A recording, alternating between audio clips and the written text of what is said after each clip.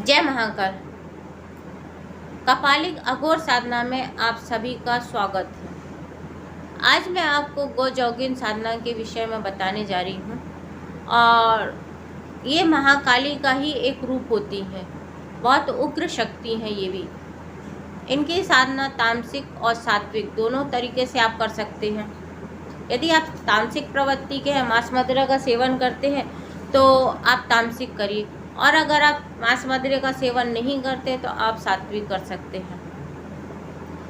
सात्विक साधना में आप खीर का भोग देंगे, मदिरा की जगह आप शहद देंगे,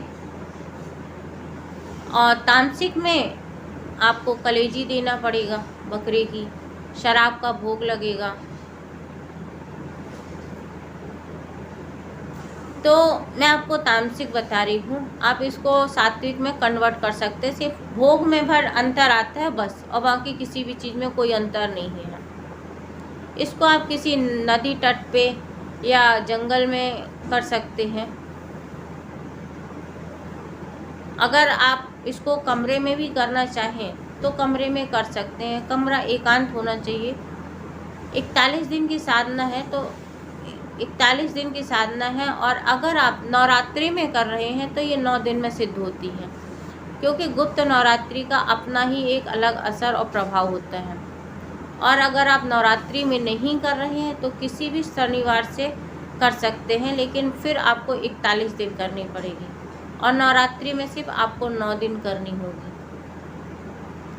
तो 9 दिन की साधना के अनुसार यदि आप कर रहे हैं तो कमरे में 9 दिन किसी को नहीं आने दीजिए। मतलब 9 दिन उस कमरे में आम दूसरे लोगों का आना वर्जित होगा, ठीक है। और अगर आप किसी नदी तट पे कर रहे हैं और जंगल में कर रहे हैं तो बहुत अच्छी बात है। वैसे आपको इसको जंगल में ही करनी चाहिए, किसी एकांत जगह में, क्योंकि साधनाएं ऐसी जगह जल्दी सिद्ध होती हैं एकांत में।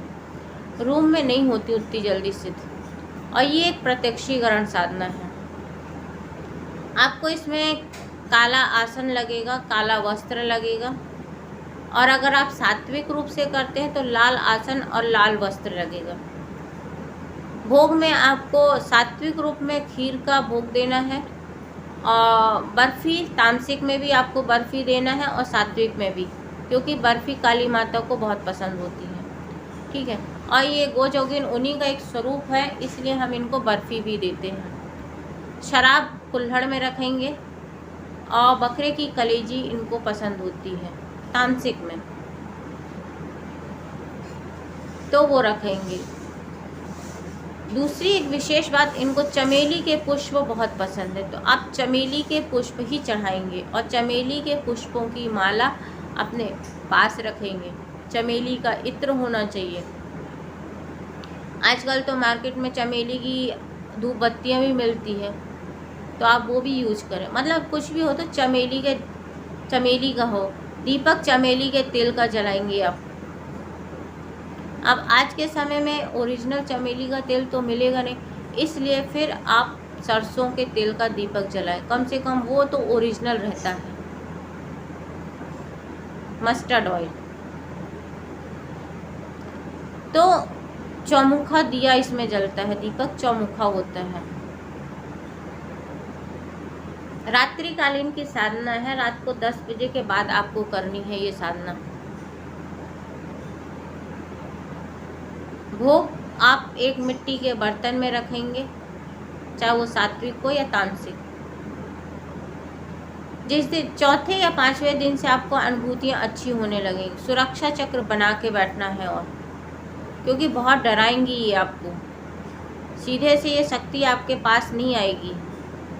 इनके बहुत से उग्र रूप आएंगे। कई बार ये जानवर बन के, सांप बन के, बिच्छू बन के आपके सामने आएंगे, आपको काटेंगे। इसलिए सुरक्षा घेरा अवश्य बनाएं, क्योंकि जब तक आप सुरक्षा घेरे में रहेंगे तो एक चींटी भी उसमें नहीं जाती अंदर, अगर ऐसी कोई शक्ति होती है तो। भोग आपको सुरक्षा चक्र के अंदर रखना है सारी चीज़ें, नहीं तो आप भोग बाहर रखेंगे तो वो आएंगे और खा के चली जाएंगी, तो फिर आपको त्रिवाचा कैसे देंगी जब उनको भोग मिल गया। वो भोग लेने ही तो आएंगी ना आपके पास कि मुझे मेरा भोग दो, तब आप उनसे त्रिवाचा लेंगे।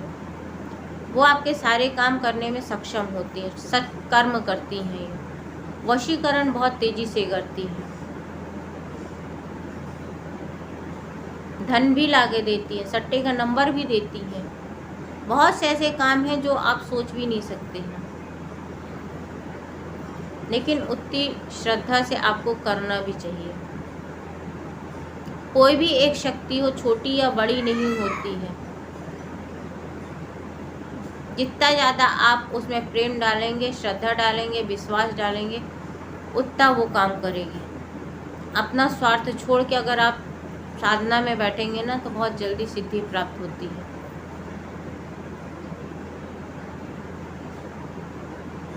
इस विषय में आपको कोई भी जानकारी चाहिए तो आप व्हाट्सएप पे संपर्क कर सकते हैं। आप मेरे वीडियो को ज़्यादा से ज़्यादा लाइक और शेयर और सब्सक्राइब करें, जिससे और भी लोगों को जानकारी मिले।